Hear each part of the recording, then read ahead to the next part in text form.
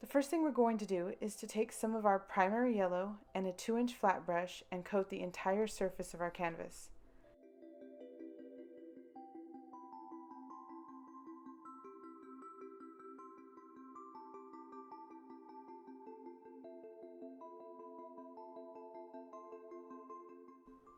We'll want to coat the top, sides, and bottom too. Once the canvas has been completely coated in yellow, let it dry. Go have a snack or watch an episode of your favorite TV show. You can even do this step the evening before and let it dry overnight. While we're waiting for the canvas to dry, I'm going to show you a little trick to help keep your paints organized, and it'll also make it easier to pick the right color paint for your next project. If you're anything like me, you probably have a ton of paint bottles. Sometimes it's hard to see the colors when they're all bunched together, and sometimes it's hard to tell the difference between shades when they're so similar. Well, here's a little trick that I use. Take a cotton swab, pour a little paint onto it, just a dab, and then blot it on top of your bottle lid.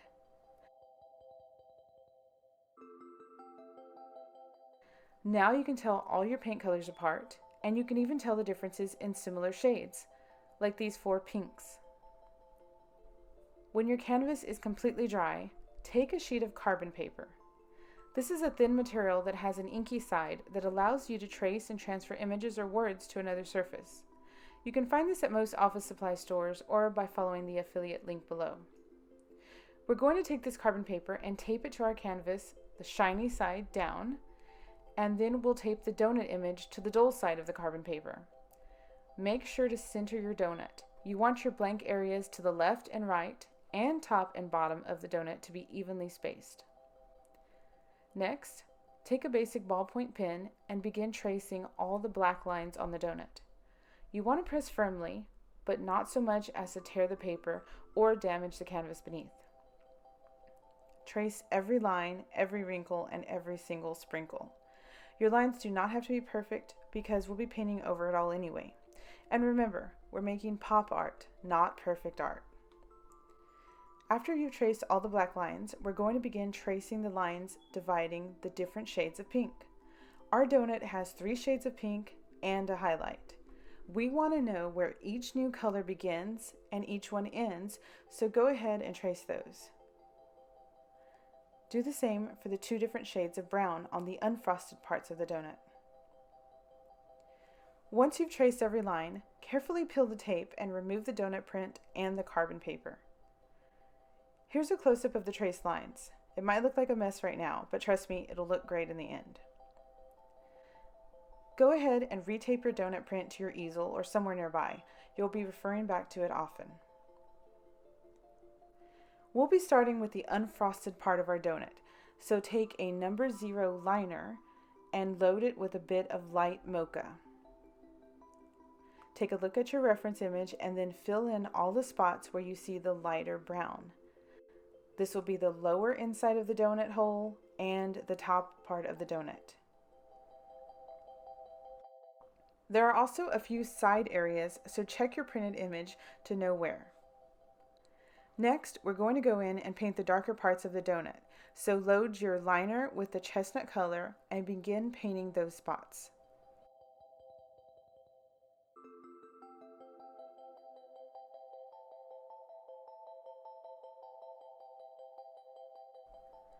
For the next step, take the light mocha and the chestnut color and mix them together. Now paint this medium brown color directly over the dark parts of the chestnut we just painted. This is going to give it more of a 3-dimensional appearance. It is perfectly fine to leave some of the darker chestnut showing around the edges. We want that. When you're done, it should look like this. Let's move on to our frosted layer. Load a number 2 round brush with our darkest shade of pink, the Paradise Pink. Begin filling in the spots shown on our reference image. This will be the upper inside of our donut and the wavy strip along the bottom.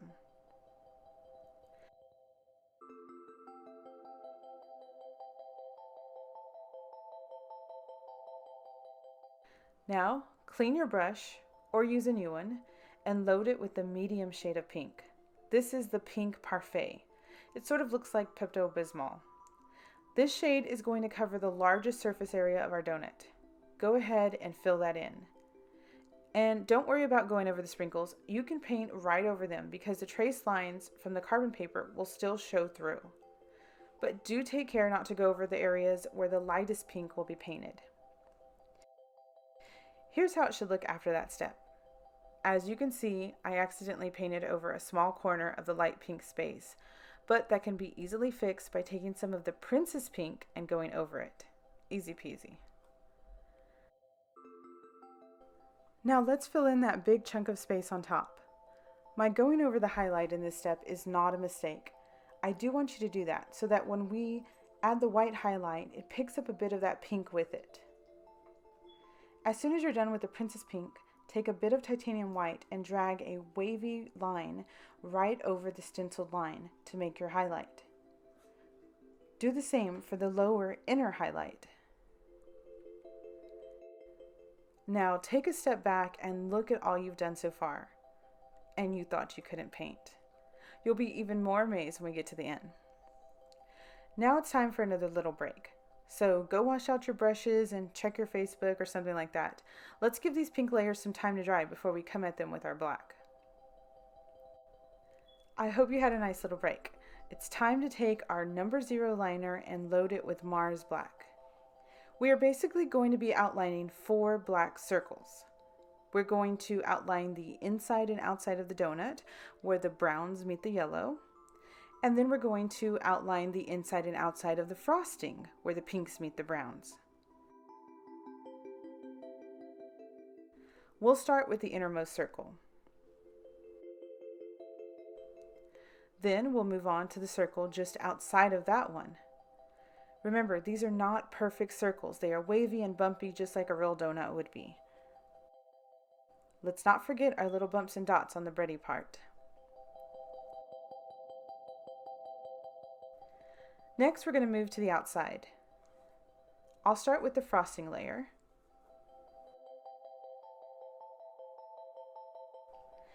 And then move on to the unfrosted parts. Here's another tip. You can always rotate your canvas when coming to hard to reach places. Now add in all your little bumps and dots. It's sprinkle time. Add a pea-sized dollop of white, yellow, red, blue, and green to your palette or plate, and then load your 1/4 inch angled shader with white. Looking at our reference image and following the transferred guidelines underneath the pink, let's make our first sprinkle. Simply press your angled brush to the canvas and then give it a short drag downward until it resembles a grain of rice. Check your reference image again and then repeat for the remaining 6 white sprinkles. Take a tiny bit of the titanium white and add it to the primary yellow to brighten it up, and then begin adding your yellow sprinkles, always checking your reference image first for placement.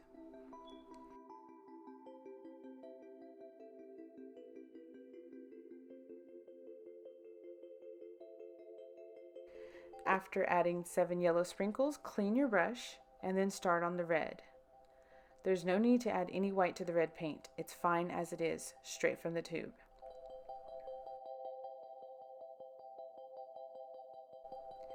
Once you've gotten all 7 sprinkles on the donut, clean your brush again and then mix in a little white to the blue to lighten it to a sky blue. Add 6 sky blue sprinkles to the donut.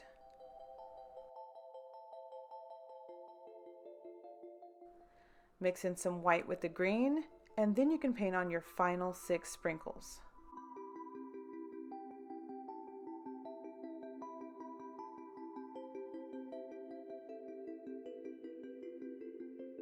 Put your brush down and take another step back. Look at what you've accomplished in so little time. You should be proud of yourself. If anyone has ever told you you couldn't paint, including yourself, you've just proven them wrong. Now, we can leave the sprinkles as is. They look perfectly fine like this. Or we can push our painting to the next level. Since this is pop art, and I really want those sprinkles to pop off the donut like they do in our reference photo, I'm going to take it to the next level, but you don't have to. If you like the sprinkles the way they are, or if you feel that you're not ready to try your hand at the fine details, or that you might not have a steady enough hand, that's okay. But if you'd like to give it a go, I'll walk you through it. But first, we're going to let our sprinkles dry. I don't want them to bleed onto the pink when we're adding the black. So go take yourself another little break. Grab a drink and relax your painting hand. I know you've been gripping that brush extra tight. We're back and it's time to outline our sprinkles with a bit of titanium black and our number 0 liner. So just draw little lines around each sprinkle until you make it all the way around and close it up. And you can see my lines aren't perfect, but that's okay because remember, we're making pop art, not perfect art. Do this for each and every sprinkle and feel free to rotate your canvas for any hard to reach spots. We're down to the final step. But first, we need to let our sprinkles dry one more time. We definitely don't want that black bleeding down our donut like mascara on a rainy day. While waiting, let's compare our painting to our reference image. As you can see, the pinks used in the print are much darker than the pinks we used. The shades we used are lighter and brighter. I chose these pinks because they seem to pop out from the browns and yellow much better than the darker pinks would have, but feel free to change up the colors to your liking. The pinks in our donut also blend together much better than the one in the image. And that light pink / white highlight gives our donut a natural looking sheen compared to the one in the photo. In all honesty, I think our donut looks much more appetizing. I mean, imagine you were Homer Simpson and you had to choose between one or the other. Wouldn't you choose ours? Now that we've admired our painting, it's time to add our pop art element. So we're going to take our plastic squeeze bottle and squeeze our paint / glue concoction onto the top edge of our canvas. Starting on the left corner, I'm going to tilt our painting slightly forward and squeeze a line of paint near the top front edge using a back and forth motion.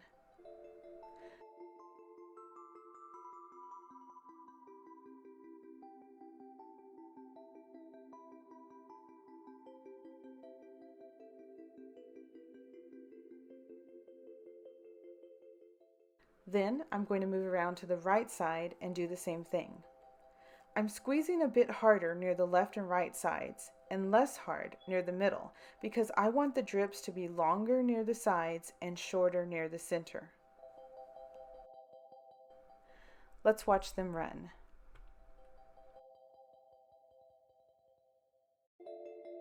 The reason we add the glue to the mixture is so that when the paint drips dry, they stay on the surface of the painting instead of soaking in. This gives the painting more of that three-dimensional look we want. Here's a close-up of the drips and a close-up of our donut. Now we've just got to add our signature.